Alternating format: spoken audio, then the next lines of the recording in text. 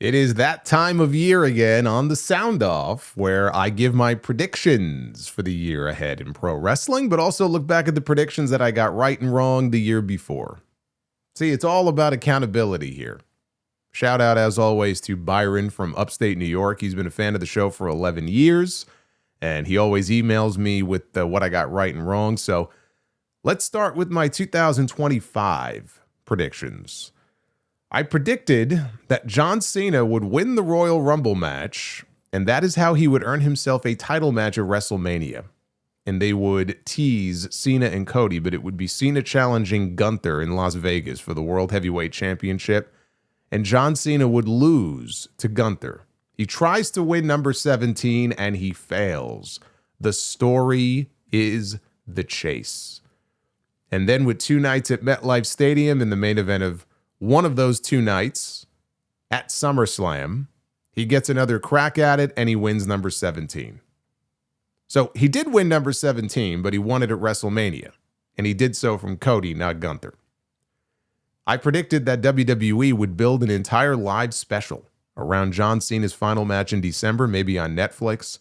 I was right on this one, but it aired on Peacock, not Netflix. I also thought they would save Randy Orton for his final opponent, and that WWE would find a way to make a match happen. This was my bold prediction, that they would find a way to make John Cena against Hiroshi Tanahashi happen, even if it was on like a live event in Japan, because they did go over there, I think, for some shows. But they would do that match. I threw it out there. I think I tried to will it into existence more than anything else. Not only could they not make that match happen, dude, they couldn't even have Shinsuke Nakamura do anything with Tanahashi. Like, they couldn't even set aside whatever issues there were to try to, because that would have meant the world to Nakamura. Even for him to be there and be a part of all the festivities this weekend, and they couldn't even make that happen. So obviously the chances of doing anything with Cena and Tanahashi as they were retiring at the same time, that was not possible. I predicted that Bill Goldberg would wrestle his final match at WrestleMania. We already knew he was going to wrestle his last match. We didn't know where or when. I thought it would be at WrestleMania and that he would go down at the hands of Braun Breaker. I still think that would have been a better idea than what they did. I predicted that CM Punk would finally get his WrestleMania main event, and it would be against Roman Reigns on night 1 of WrestleMania, and he would lose. So I got that one right. Even though they tossed Seth Rollins into the mix, Punk got his WrestleMania match with Roman Reigns and he lost. Meanwhile, on night 2, The Rock would follow through on his tease earlier in the year to challenge Cody Rhodes for the WWE Championship, and Cody would win. He would get that win back over The Rock. We all know how that turned out.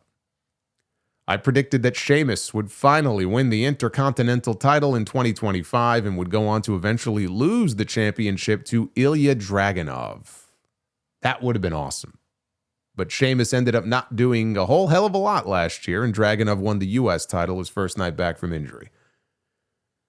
I predicted that Big E would return to the ring as a surprise entrant in the Royal Rumble match, eliminating both Kofi Kingston and Xavier Woods, because, fuck me, I thought they had some sort of real follow-up planned for the New Day heel turn. But it is very clear that Big E is done. He is not coming back to the ring. I could see a one-off match, maybe, 5 years from now or something like that. But for all intents and purposes, his career is over. I predicted that Tiffany Stratton would cash in her Money in the Bank contract to win the WWE Women's Championship from Nia Jax on the first SmackDown of the year on January 3rd, which she did, and that Charlotte Flair would win the Women's Royal Rumble match and go on to challenge Tiffany for her title at WrestleMania, which she did. So I was bang on both of those. I predicted that Naomi would be revealed as the person who attacked Jade Cargill, and Jade would deal with her, both of which ended up happening. But that Jade would be upset that Bianca Belair allowed Naomi to fill in for her as tag team champion, which may well have happened, but due to Bianca's injury, we'll never know where that story might have headed. I predicted that Lyra Valkyria would become the first ever women's Intercontinental Champion on January 6th, the same night that Becky Lynch would return to WWE, and Becky would challenge Lyra for her title at WrestleMania. And I was right about Lyra becoming the first IC champion, but it happened on January 13th, not January 6th. And Becky did not return until WrestleMania, teaming with Lyra. And then she turned on Lyra and they feuded over the belt. I predicted that Alexa Bliss would return to WWE as a surprise in the Women's Royal Rumble, which she did. Not as the goddess, but she did return there. I predicted that Zilla Fatu would earn the WWE ID designation and end up in NXT at some point in 2025. And that hasn't happened yet. We are grateful for that in House of Glory because he's been killing it, but it is only a matter of time. I've had many conversations with him working alongside of him in HOG. He's got a good head on his shoulders. He is continuing to improve. He's being patient with things, and I have no doubt that he will end up there sooner rather than later. I predicted that Jordynne Grace would once again appear as a surprise entrant in the Women's Royal Rumble, which she did, but this time it would be as a full-fledged member of the WWE main roster after her TNA deal expires. She did not join the main roster. She started in NXT, and only now is she finally making her way to the main roster.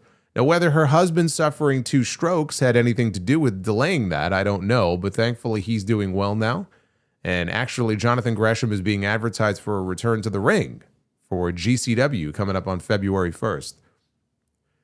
I predicted that Darby Allin would dethrone Jon Moxley for the AEW World title at Revolution, only for Christian Cage to cash in his guaranteed contract successfully on the following Dynamite, after a Death Riders beatdown on Darby with the idea that Darby would then be sent off to go climb Mount Everest.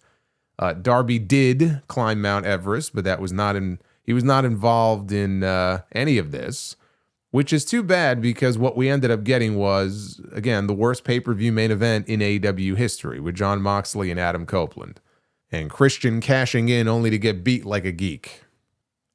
I predicted that we would also get that Cope and Christian reunion, which we did, but I said it would only come after Christian loses the title.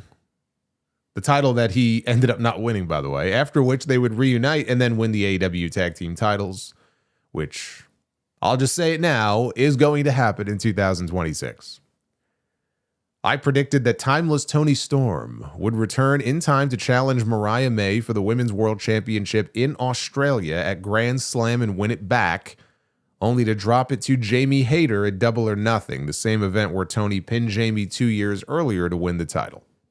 So I was partially right. Toni did return to challenge Mariah at Grand Slam Australia, and she did win the title, but she did not drop it until Wrestle Dream, and that was to Chris Statlander in a 4-way. I predicted that Kenny Omega and Kazuchika Okada would rekindle their rivalry and pay it off with a major match at Globe Life Field in July at All In, which they did. I predicted that Samoa Joe would leave AEW to go back to WWE and inject new life into the Bloodline story. And as great as that would have been, I'm glad this didn't happen and that Joe is still with AEW. He should retire there. Tony Khan has treated him far better than WWE ever did. They fired him twice. He should get a big retirement match in AEW when the time comes and never go back to WWE. Not as an active performer anyway. They don't deserve him. In the most obvious prediction of them all, I predicted that Ricky Starks would leave AEW when his contract expired and would immediately sign with WWE. I was right about the immediately part. He got his release from Tony Khan and I think literally showed up on NXT the very next night. I predicted that Austin Theory would leave WWE and sign with AEW. And really, can you fault me for thinking that when you consider where Theory was in his career a year ago? I predicted that Hook would leave AEW and end up in NXT before the year is over. I predicted that Joe Hendry would finally win the TNA World Heavyweight title at their Genesis pay-per-view, which he did. And a few weeks later, he would be a surprise entrant in the Men's Royal Rumble match, which he was. So bang on with both of those. And I'm sorry to say, I was wrong on every pick that I made for the WWE Hall of Fame class of 2025. Which, again, is too bad because it was a better class than the one we actually got, which wasn't bad. I mean, we got Triple H as the headliner along with Michelle McCool, Lex Luger, and the Natural Disasters. It was a smaller class than they have done in the past. There was no celebrity inductee. I had John Cena as the headliner along with Mickie James, Sid Vicious, Demolition, Haku, and Cyndi Lauper finally going in as the celebrity inductee. And never has there been a more deserving one, save for maybe Mr. T, considering how important they were to the launch of that first WrestleMania. But that ended up not happening. So that was 26 predictions I made last year. I got half of them right. So not great, but not terrible. I'm batting 500 here. I've had better years. Actually, I like most of my ideas a lot more than what we ended up getting. So let's try to do better with my predictions for 2026. Here we go. Let's get the easy ones out of the way first. Okay, in WWE, I predict that ticket prices will only continue to rise, and Triple H will announce no less than 4 new eras throughout the course of the year to add to the existing 4 or 5 that he announced this past year. While in AEW, Tony Khan will introduce more championships, possibly mixed tag team titles or some sort of intergender championship. These mixed nuts matches that we've gotten over the past week, maybe Tony testing the waters with it. Like, imagine an intergender title being contested between Roderick Strong and Marina Shafir. Like, this could become a reality in 2026. At the very least, I would be open to the idea of making the trios titles intergender, rather than introducing more belts to a company that doesn't need them. So now on to the rest. I predict that Chris Jericho will return to WWE as a surprise in the Royal Rumble and will end up wrestling LA Knight at WrestleMania. And he won't be just back for a retirement run. If he signs with WWE, it may be his last full-time contract, but I think it'll be a proper run for at least a couple of years. And then he'll get his Hall of Fame induction. I don't think he sees himself as ready to ride off into the sunset just yet. But I'll tell you what, if I'm TNA, as soon as he became a free agent on New Year's Day, I would have been reaching out to Jericho with an offer to try to get him in, even for just a short run, and debuting him on that January 15th AMC show.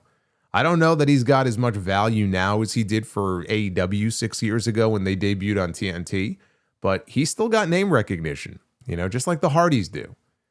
And if TNA could promote that first show around the Hardys and then have Jericho as a surprise show up that night, that would be one way to make a big splash. Speaking of LA Knight, I predict that LA Knight returns on Raw tomorrow night to cost Braun Breaker the World Heavyweight Championship against CM Punk to get his revenge on the Vision for what they did to him. And CM Punk then ends up defending the world title against LA Knight at the Royal Rumble. So he's going to get his shot. He's going to fail, but he's going to get his shot. I'm sorry, LA Knight fans. I know that's not what you want to hear. Instead, CM Punk will go on to defend the world title inside the Elimination Chamber in Chicago, and that is where Braun Breaker wins the championship. Then they could run the match back on night 1 of WrestleMania, and if Seth Rollins is back in time for Mania, which he is hoping he is, he's trying, he gets added to make it a triple threat for the title that he never lost, right? Torn between his hatred for both men. There's a story there. It all comes down to whether or not Seth is medically cleared. But if the World Heavyweight title is being defended inside the Elimination Chamber this year, that means the WWE Championship picture for WrestleMania will have already been settled. And that is because I predict, not that I hope, but I predict that Roman Reigns will win the 2026 Men's Royal Rumble and will choose Cody Rhodes as the champion to challenge in Las Vegas at WrestleMania on night 2. I don't think it's a match that we need to run back right now, but their first 2 matches were great. I'm not denying that. And I think WWE sees it as the biggest possible match, not involving The Rock. It is the biggest possible match that they could do. I just don't see the positive outcome there, other than, whatever business it would generate on that night. Either Cody just beats him and that's it. He wins the rubber match and we don't see Roman again until SummerSlam. Or you put the belt back on Roman. Why would you do that? If he's not going to be around, I just don't see the point. He held that title for 1,300 days plus. Outside of whatever marquee value the match brings to WrestleMania, I don't see the point in it unless the idea is that Cody turns heel at the end of it. But it's the match that I think we're getting. Now, if you ask me what I would prefer to see, I would prefer to see Braun Breaker win the World Heavyweight title tomorrow night, and go into WrestleMania as the defending champion. That way you can have Roman Reigns win the Rumble and tease out his choice for a week or two, make you think he's going to pick Cody, but he ends up picking Braun. And we get Roman Reigns against Braun Breaker at WrestleMania with Breaker going over. That then frees up CM Punk to win the Elimination Chamber in Chicago for a championship match with Cody Rhodes at WrestleMania. See, that appeals to me more. And same thing with Rollins, where if he's cleared in time for WrestleMania, you could always add him to the Reigns and Breaker match and make it a three-way, although I would like it one-on-one. But if that's what they want to do, then they have the option of doing that, because obviously Rollins wants a piece of Braun Breaker for kicking him out of the division, but Rollins has and will forever have issues with Roman Reigns, right? There's a long history there, so it works either way. In either scenario, I think Roman Reigns wins the Men's Royal Rumble. And I predict that Bianca Belair will return to win the Women's Royal Rumble, choosing Jade Cargill as her opponent to challenge at WrestleMania for the WWE Women's Championship. However, there's one caveat here. If Bianca is still not medically cleared to return in time for the Rumble, then Jade will be defending that title against Charlotte Flair at WrestleMania. Charlotte will not be winning back-to-back Rumbles, though, to get there. She will win the Elimination Chamber in that scenario, and that would then open up the Rumble match for a Rhea Ripley win. So it really all depends on when Bianca can get cleared. I thought about going with Becky Lynch to win the Rumble, but I think they're going to want to do a singles match at WrestleMania with Becky and AJ Lee for the Women's Intercontinental title. I predict that Rhea Ripley will also finally beat Io Sky in 2026, something that she has never been able to do. Speaking of the Royal Rumble, I predict that we will be getting the announcement this year of the Rumble PLE expanding to 2 nights for the first time starting in 2027. Oh, it's coming. I predict that AJ Styles will wrestle his final match at WrestleMania, and he will do so against Gunther. So I don't think AJ goes the whole year the way that John Cena did. My only hope is that they don't spoil it ahead of time, that it's AJ's final match, and they work it into the story where he agrees to put his career on the line against Gunther. Because if you want to put heat on someone, that's how you do it, right? You don't do it by having them beat the guy who already told you tonight is my last night. When you do that, you end up with what we have now, with everyone being mad at Gunther, all for just doing his job, which is dumb. It's not like he sent Cena out on a stretcher that night. So I hope they handle it differently when it comes time to do AJ and Gunther, because even though AJ has said publicly that this is going to be his final year, you may have a lot of people out there thinking, well, he's going to go the whole year, like Cena did. But again, you work that stipulation into it, and if Mania is going to be it, that's how you do it. And then he gets to go out on the biggest stage possible. But before we get to AJ and Gunther, we have to talk about AJ Styles and TNA. TNA is debuting on AMC Network on January 15th. That's a huge night for them. It's their first time back on a major television network in over a decade, since the Spike TV era came to an end. Now, they already bumped up the Mike Santana rematch with Frankie Kazarian for the TNA World title from their Genesis pay-per-view that weekend to the AMC premiere. But I think at some point before the end does come for AJ Styles, whenever that may be. So it may not be that first episode, but AJ Styles will wrestle one more match for TNA, and it will take place on a live episode of Impact on AMC. AJ should be allowed to have one more match in TNA before he retires. I mean, given that they're in business together, it's not really a huge leap. I don't know why they wouldn't find a way to make this happen. There's no reason for it not to happen. But they might want to save it for one of their pay-per-views. I think they do it on AMC. And I think WWE would be amenable to it because, let's be honest, anything they can do to help make AEW look bad is just a bonus for them. So if they think Impact could pop a big number one week with one of their guys and beat out Dynamite for that week, I think that they're petty enough that they would be willing to allow it. And as far as the ratings go for Impact, people need to keep their expectations realistic. First of all, with this new change in how Nielsen measures their ratings, it's led to lower wrestling numbers across the board, although they're supposedly more accurate now. But they're lower across the board for everybody. It's certainly not going to help TNA. TNA is said to be averaging around 100,000 viewers a week on Access TV right now. Access, though, is a hard one to measure because it's so small. But I'm going to throw this out there. I predict that TNA on AMC will beat AEW Collision in the ratings with their very first episode. It will not beat AEW Dynamite. AEW is also promoting a special episode the night before with their own world title match anyway. Now, mind you, Collision also airs on HBO Max, and Impact will be airing on AMC Plus as well. So the numbers that we do get for both shows will be incomplete because we don't know the streaming numbers. But if TNA comes close to AEW numbers at all, it would be the Collision numbers. And even if they manage to do it that first week, it will not be a weekly occurrence. I think some people have this idea and maybe because of the WWE partnership that it's going to boost them so much, they have this idea that suddenly TNA is going to be pulling 500,000 or 600,000 viewers since they're on a bigger network that's in 60 million homes. Where are these 300,000 or 400,000 extra TNA viewers coming from? Like what? Do they live in the Upside Down? Did they migrate here from Planet Impact in some faraway galaxy? Where are these people supposedly coming from? Like, the AEW sickos are not abandoning Dynamite to watch TNA. And whatever fans there may be that WWE turns on to TNA, right, through the partnership, they're not sticking around to watch Impact every single week. Right? They may retain some of them, but they're not going to retain a whole lot of them. The product is just not that interesting. I'm sorry. But I will say that they top Collision that first week before falling back down to earth. All I know is I cannot wait for all of the social media discourse about which show has more viewers on streaming, even though Warner Brothers Discovery doesn't release numbers for HBO Max and AMC doesn't release numbers for individual shows on AMC Plus.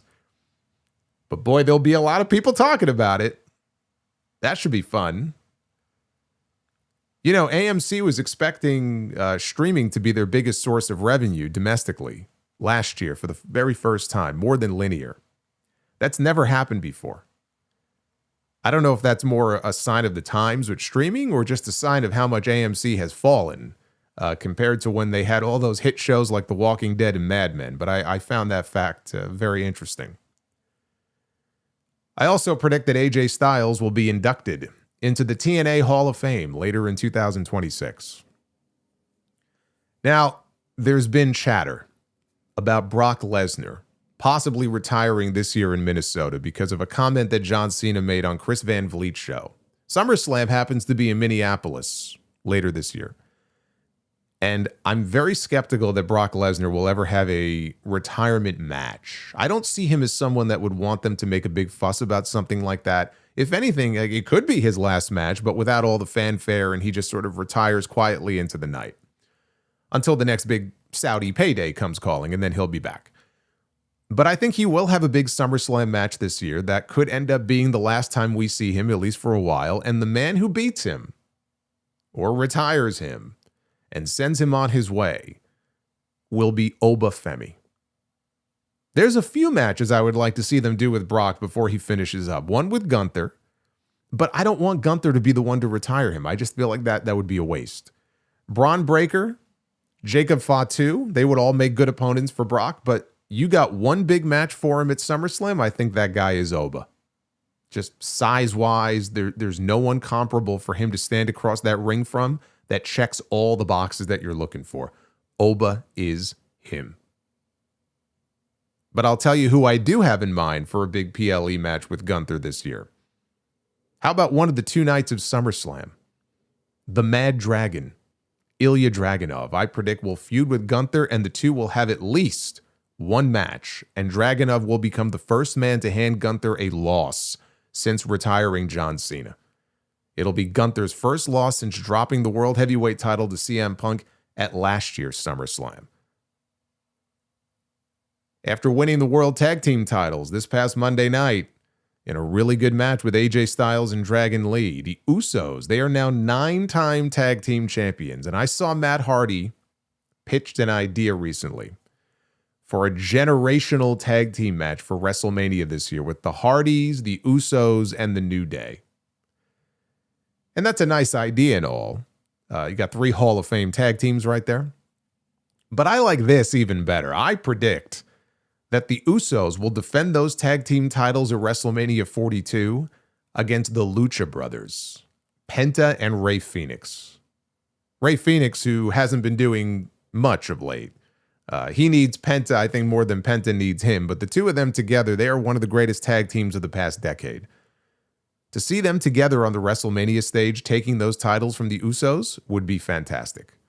And that is what I predict will happen. Now I'm going to throw a bold prediction out here for you.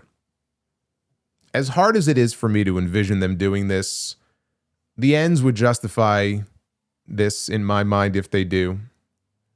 I predict that Leon Slater, the youngest TNA X Division champion of all time, he will defeat Oba Femi this Tuesday at New Year's Evil to become the youngest NXT champion of all time. That then frees up Oba for a full main roster call-up, right? No more NXT obligations at all. But it also allows WWE to book a main event for Stand and Deliver WrestleMania weekend of Leon Slater against Javon Evans for the NXT Championship, this time with a proper finish, and Evans winning the NXT title. It is a sin that their last match ended the way that it did, one of the biggest blunders of 2025. So they can right the wrongs of that Bound for Glory match with this idea. And of course, naturally, WWE would get the rematch with a proper finish, but you know, I know it looks like Evans is getting a call up to Raw or SmackDown soon. I think he will. But that doesn't mean that he's completely done with NXT either. I mean, we've been getting video packages the last couple of weeks on Raw and SmackDown for Oba Femi, who is still the NXT champion. We know he's on his way up. But we need this match. We need this match on a big stage with an actual winner. And I think it happens at Stand and Deliver. How about Money in the Bank? You know, people ask me a lot about this. Early predictions. Who do you got for the briefcases? Well, I'll tell you. And it is early yet, but I'm going to go ahead and predict that Logan Paul will win the men's Money in the Bank briefcase in 2026.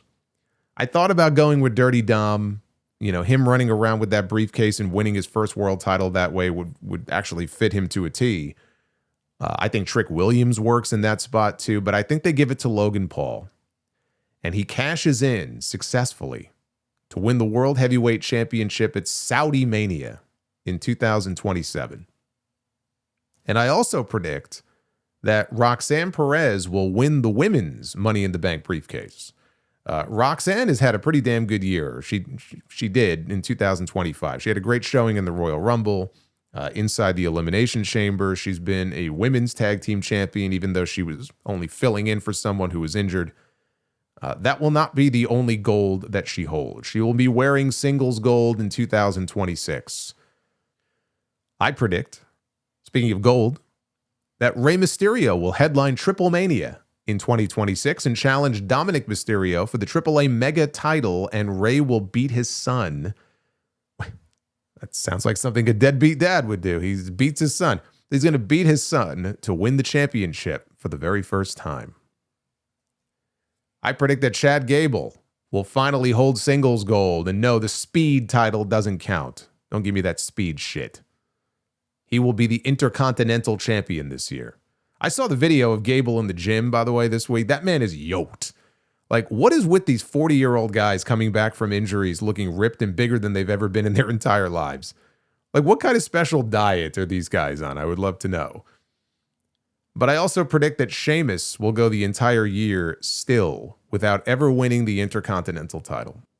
Meanwhile, over on SmackDown, I predict that Carmelo Hayes will eventually lose his United States Championship to the newest addition to the SmackDown roster, someone he is very familiar with, in Trick Williams. And then we have Bayley.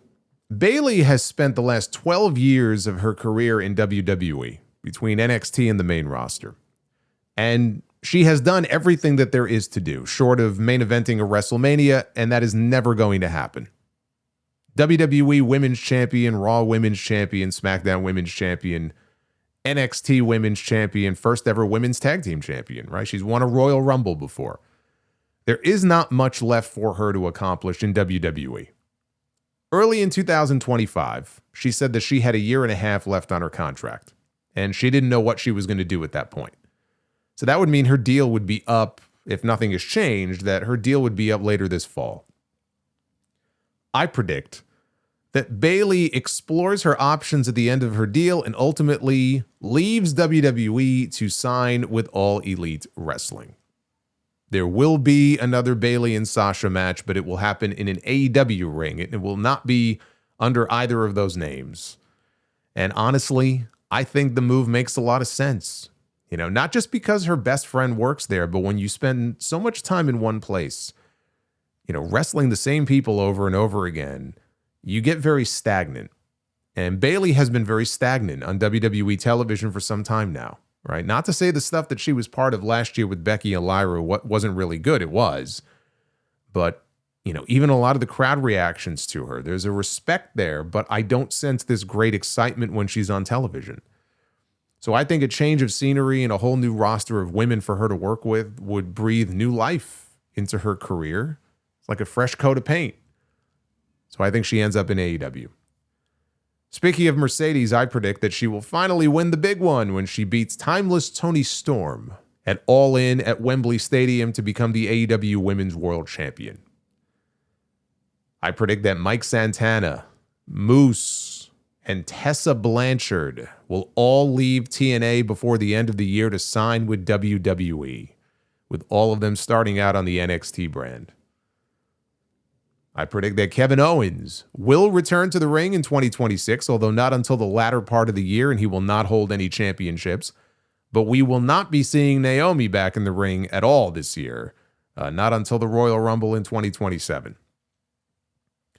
I predict that Will Ospreay will return to the ring in time to compete in and win the Owen Hart Foundation tournament, and will go on to All In at Wembley in his home country to beat MJF. For the AEW World Championship. I don't think MJF is losing that title until we get to Wembley and Will is the one who takes it from him.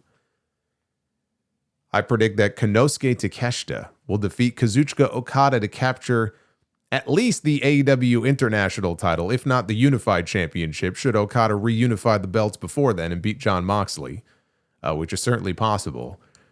But Takeshita will defeat Okada to win one of those titles at Revolution on March 15th. Takeshita will be gone shortly from the Don Callis family, I do believe. But before the year is out, so too, I predict, will Kyle Fletcher, who will end up going babyface.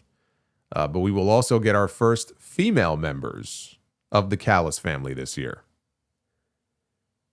I predict that Hangman Adam Page and Swerve Strickland will hold the AEW tag team titles together in 2026. I predict that Adam Cole will officially retire as an in-ring performer this year due to his injury history and will join the Collision announce team, much the same way that Bryan Danielson joined the Dynamite announce team. I predict that the Bullet Club War Dogs in New Japan are going to be blown open when at least two members exit the promotion. I think David Finlay, who leads the group, he is said by Fightful to have a contract that's coming due in the near future, and he's looking to explore his options. I think Finlay ends up signing with WWE. And I think Clark Connors, he's the other name that Fightful says has a contract expiring later this month. I think he leaves to sign with AEW. Now, Gabe Kidd is part of the same crew. He has wrestled for AEW a bunch of times, but I don't think he splits from New Japan completely. I predict that he will end up with one of those dual contracts like Takeshita has. If he doesn't already have one, so that he can continue splitting his time for both or between both New Japan and AEW in 2026. I think him doing AEW when he has downtime between New Japan tours makes sense, but he should benefit from someone like David Finlay leaving New Japan if he does. Another name that we saw in AEW in 2025 was Bozilla, the daughter of Ulf Herman, representing Stardom at the Forbidden Door pay-per-view. That was in that four-way against Mercedes Moné, Alex Windsor, and Persephone. And she was mighty impressive, especially for only 22 years old. And I said at the time that if I'm Stardom, I'm making sure I've got her locked up before WWE and AEW come calling. Well, I just saw a clip of her and Megan Bayne beating the crap out of each other the other day in Stardom. Here's what I want and what I'm predicting. I'm going to manifest this. That Bozilla signs a dual contract that allows her to work both Stardom and AEW in 2026. And before this year is over, the two of them, Megan Bayne and Bozilla, will win the AEW Women's Tag Team titles. And speaking of great women's tag teams, the Jumping Bomb Angels, they're as good of a team as there's ever been. And they not only were women's tag team champions in WWE, their matches got over with the audience in a way that the women's matches typically did not at that time. They were very innovative. And so we're talking like mid to late 80s here. They belong in the WWE Hall of Fame, but they are not in. So they have taken to social media with a petition for people to sign. They are lobbying to get themselves inducted into the Hall of Fame. And I could see that working against them. WWE does not like to be pressured into doing something. For years, Vader campaigned very hard to get into the Hall of Fame because he knew he was dying. His doctors told him in 2016 that he had 2 years to live before his heart gave out. He died 2 years later in 2018. In 2022, they inducted him into the Hall of Fame. Way to go, guys. Way to go. Petition or no petition, I think the Jumping Bomb Angels would be a fine addition to the Hall of Fame class of 2026, but I don't think that they will get in this year. These are my predictions for the WWE Hall of Fame class of 2026. We already know that Stephanie McMahon is going in. I don't think she's headlining. I believe that honor will go to John Cena. Now, there is an argument to be made for not putting Cena in yet, right? He just came off the retirement tour. It's been all John Cena all year. Maybe let it settle for a little bit, come back in a year or two and do it then. But I'm going to say it happens this year. I predict that Ken Shamrock gets an induction. And I'm going to continue to wave the flag for a Demolition induction and predict that Demolition are inducted into this year's Hall of Fame class. The ice has thawed these last few years to where they've at least been invited to attend the event by Triple H. They just weren't able to make it. They had another commitment. But next year is Saudi Mania. They're not flying Barry Darso and Bill Eadie all the way to fucking Saudi Arabia. Okay, it's not going to happen. It's got to happen this year, or we're looking at another 2 years, and the clock is ticking here, okay? Like, it has to be, in my opinion, it's got to be this year. So I'm predicting they finally get their rings in Las Vegas. Last year, they put Kamala and a few others in as legacy inductions, all of whom are no longer with us, which makes me wonder if they just want to lump the posthumous ones in there as legacy inductions from now on. If so, I think that's how Sid Vicious gets into the Hall of Fame this year. I'm going to say Sid gets a legacy induction. Now, last year, there was no celebrity inductee. I'm not even going to bother with that, even though Cyndi Lauper is still a glaring omission. She actually just went into the Rock and Roll Hall of Fame in November. So, Cena, Stephanie, Shamrock, and Demolition, with Sid as a legacy pick. And they started inducting matches into the Hall of Fame last year. They started with Bret Hart against Steve Austin at WrestleMania 13. Hogan against Andre at WrestleMania 3 should have been the first one in, but now Hogan's not even around. I think they probably want two people still living and breathing for this. That's why they brought in Bret and Steve for the induction last year. So I'm going to predict that this year's immortal moment, as they call it, goes to Shawn Michaels against The Undertaker at WrestleMania 25. So those are my Hall of Fame picks, and those are my predictions for 2026. There's a lot there. There's a lot to take in. And there's a few bold ones in there too. Chime in. Let me know what you think of these predictions. And if you have predictions of your own, leave a comment and let me know. But let those simmer for a little bit. And then let me know what you think.